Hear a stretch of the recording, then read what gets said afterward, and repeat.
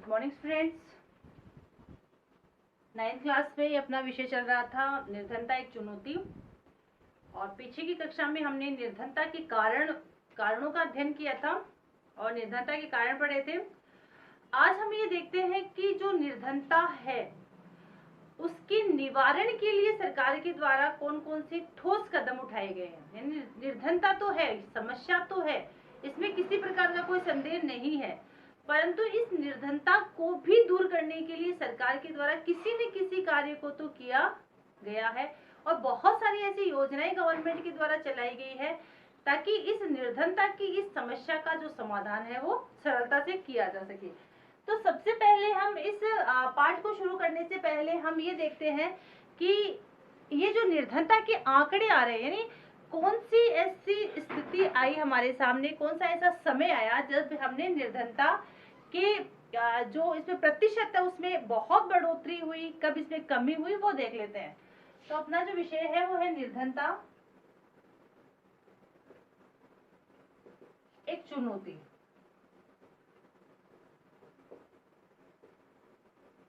निर्धनता एक चुनौती।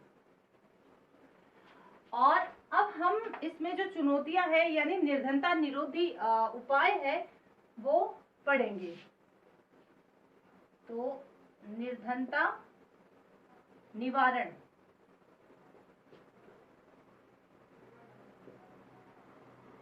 के उपाय। तो देखिए क्या है निर्धनता निवारण के उपाय। सरकार के द्वारा बहुत सारी ऐसी योजनाएं चलाई गई है जो निर्धनता की जो इस स्थिति है इसको दूर कर सके। लेकिन उससे पहले हमें ये देखना होगा कि निर्धनता की जो स्थिति थी वो कितने प्रतिशत है, उतार अगर आया है तो कहाँ आया है, चढ़ाव आया है तो कहाँ आया है। तो देखिए निर्धनता उन्मूलन भारत की विकास रणनीति का मुख्य उद्देश्य रहा है। यानी निर्धनता को दूर करना, उन्मूलन का मतलब होता है इसका अंत करना, निर्धनता को दूर करना, इसका उन्मूलन करना एक महत्वपूर्ण चुनौती है भारतीय सरकार के समक्ष। और इसके साथ साथ दो कारक है, एक तो है आर्थिक समृद्धि को प्रोत्साहन, एक है लक्षित निर्धनता निरोधी कार्यक्रम। यानी सरकार के द्वारा दो कार्यक्रम या दो उपाय जो है या दो लक्ष्य हम कह सकते हैं इनका निर्धारण किया गया है। यानी कौन से ऐसे दो लक्ष्य हैं जिनको सरकार के द्वारा लक्षित किया गया है ताकि हम निर्धनता की इस समस्या को भी दूर कर सके और अपने वांछित लक्ष्यों को भी प्राप्त कर सके। तो सबसे पहला जो आता है वो आता है आर्थिक समृद्धि को प्रोत्साहन।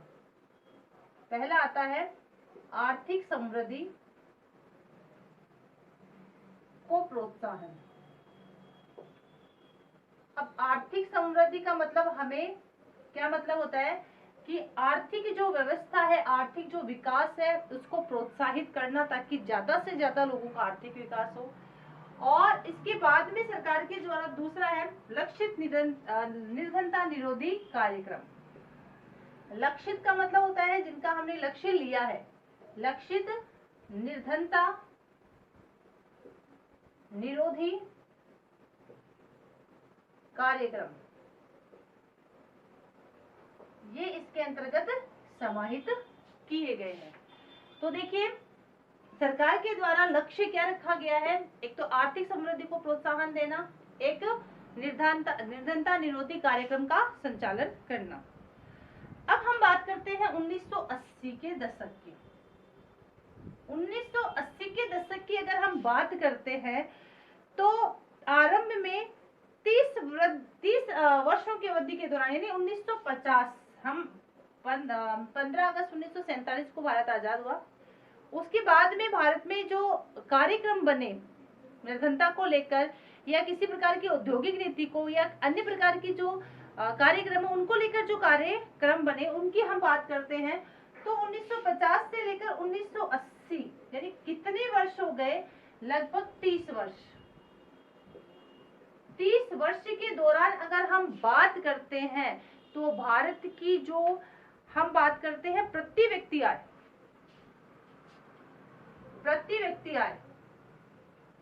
तो प्रति व्यक्ति आय में क्या हुई, आय में कोई वृद्धि नहीं हुई।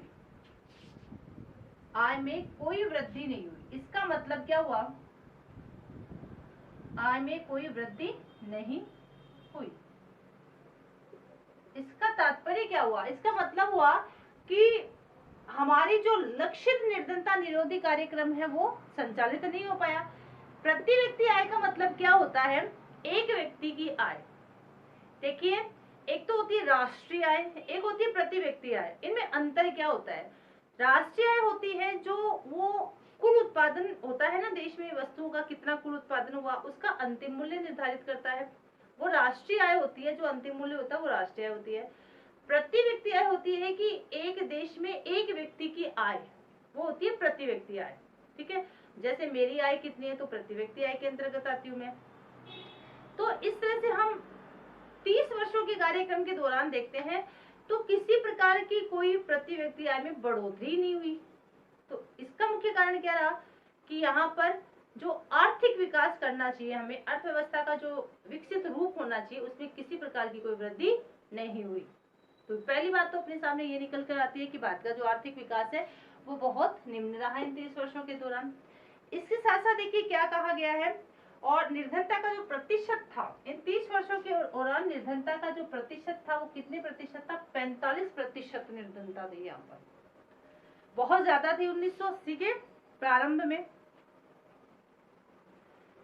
अब इसके बाद में कहते हैं कि 1980 के दशक से भारत की जो आर्थिक समृद्धि है वो विश्व में सबसे अधिक रही है। यानी उसके बाद 1950 से 80 तक तो कोई आर्थिक वृद्धि नहीं हुई, लेकिन 80 के बाद में हमारे देश में आर्थिक विकास है वो बहुत सुधार हुआ। और इसके बाद में हमारे देश में आर्थिक विकास की जो दर निर्धारित होती है उसमें धीरे धीरे क्या होगी? बढ़ोतरी हो गई। अब हमने ये किया है कि विभिन्न प्रकार के सरकार के द्वारा कार्यक्रम संचालित किए जाते हैं इस निर्धनता की कमी को दूर करने के लिए, इसके निवारण के लिए। तो इन सारे मतलब हमें आर्थिक, ये जो पहला पॉइंट है अपना, ये हम कर रहे हैं कि आर्थिक जो वृद्धि है उसको प्रोत्साहित करने का कार्य किया जा रहा है। देश की अर्थव्यवस्था में सुधार हो, इसके लिए आर्थिक वृद्धि दर को बढ़ाया जाए। ठीक है, अगर ये बढ़ जाती है, देश की अर्थव्यवस्था में सुधार आ जाता है, तो इसका मतलब हम मानकर चलते हैं कि हमारे जो निर्धनता को दूर करने के लक्षित कार्यक्रम है, यानी जिनका हमने लक्ष्य लिया है, उनमें काफी सुधार हो जाएगा और निर्धनता निवारण शुरू हो जाएगा। तो इसके द्वारा, सरकार के द्वारा देखिए बहुत सारी योजनाएं चली है, तो मैं आपको वो अलग अलग योजनाएं बताती हूँ कि किस तरह से सरकार के द्वारा निर्धनता निवारण के उपाय किए गए हैं। तो देखिए, सबसे पहले हम बात करते हैं मनरेगा की। बहुत ही बढ़िया कार्यक्रम, वर्तमान में भी ये संचालित हो रहा है, काफी लोगों को रोजगार की इससे प्राप्ति हुई है। सबसे पहले हम करते हैं महात्मा गांधी। पहला पॉइंट, आपको ये नोटबुक में महात्मा गांधी मनरेगा वाला भी करना है नोटबुक में। पहला उपाय हम करने जा रहे हैं महात्मा गांधी राष्ट्रीय ग्रामीण रोजगार कार्यक्रम, जिसको शॉर्ट में अपन क्या बोलते हैं? मनरेगा। 2005 में ये संचालित हुआ था मनरेगा। इसकी जो डेट है वो कितनी है? 2005। अब ये देखिए, पहला उपाय हम कह सकते हैं कि निर्धनता निवारण के उपायों में सर्वश्रेष्ठ अगर उपाय है तो ये हम कह सकते हैं महात्मा गांधी राष्ट्रीय ग्रामीण रोजगार कार्यक्रम मनरेगा 2005। इसका उद्देश्य क्या था? अगर हम इसके उद्देश्य की बात करते हैं, इसका उद्देश्य की हम बात कर रहे, तो देखिए इसका बहुत महत्वपूर्ण उद्देश्य है ग्रामीण क्षेत्रों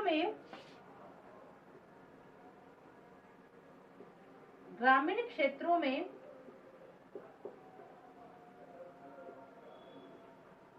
हर घर में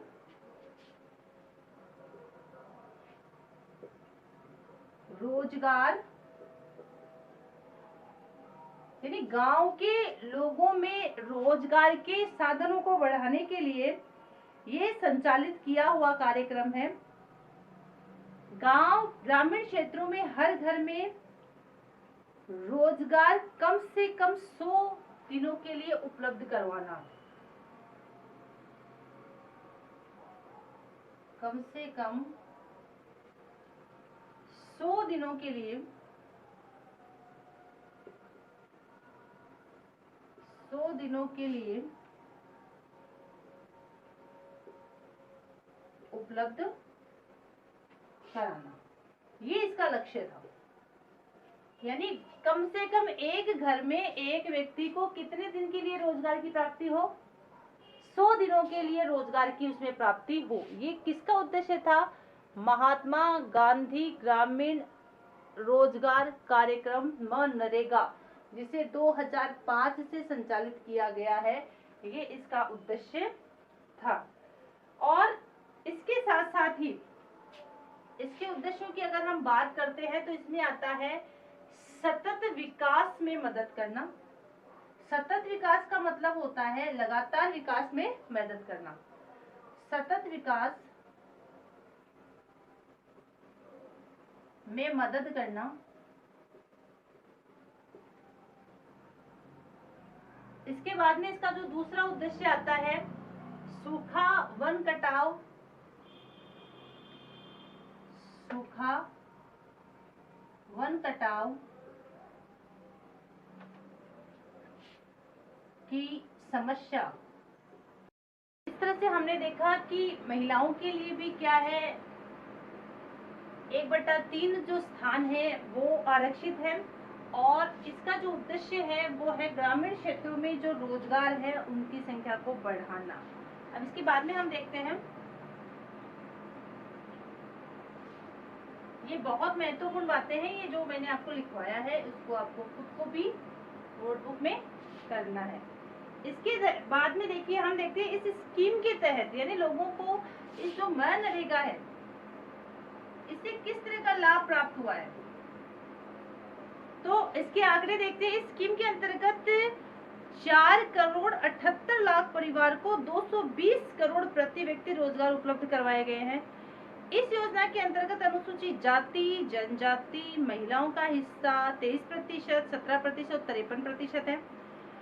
औसतन रोजगार वर्ष 2006-07 में 65 रुपए से बढ़कर, यानी हम इसकी बात करते हैं कि इसकी जो शुरुआत हुई थी वो 65 रुपए से हुई थी।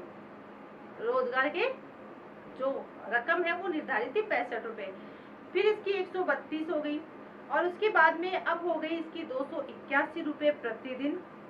ये हरियाणा के श्रमिकों के लिए है। 161 रुपए प्रतिदिन झारखंड और बिहार के श्रमिकों के लिए है। ये जो मनरेगा के अंतर्गत प्रतिदिन की जो मजदूरी दर है उसमें भी काफी बढ़ोतरी की गई है। अब इसके बाद देखते हैं केंद्र सरकार के द्वारा दूसरी जो योजना देखते हैं, ये तो हमने देखी पहली। केंद्र सरकार के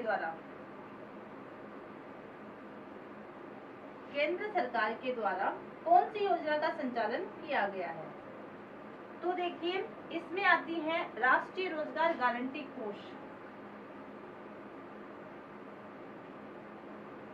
राष्ट्रीय रोजगार गारंटी कोष। और इसमें क्या किया जाएगा? राष्ट्रीय रोजगार गारंटी कोष में इसमें राज्य सरकारें और राज्य सरकार रोजगार गारंटी कोष की स्थापना करेगी। यानी गवर्नमेंट केंद्र सरकार के द्वारा संचालित योजना है जिसमें राज्य सरकारों को यह आदेश दिया गया है कि वो राष्ट्रीय रोजगार गारंटी यानी लोगों को रोजगार देने के लिए वो क्या करेगी? कोष की स्थापना करेगी। और अगर आवेदक को 15 दिन के अंदर रोजगार उपलब्ध नहीं होगा तो उसे दैनिक बेरोजगार भत्ते का हकदार होगा। इसके अंतर्गत क्या रखा गया है? मान लो इस कार्यक्रम के अंतर्गत मैंने कोई आवेदन किया है, यदि मुझे 15 दिन के अंदर मुझे 15 दिन के भीतर अगर मैं आवेदन करने वाली हूँ और मुझे 15 दिन के भीतर किसी प्रकार का रोजगार उपलब्ध नहीं होता है, 15 दिन के भीतर रोजगार उपलब्ध नहीं होता है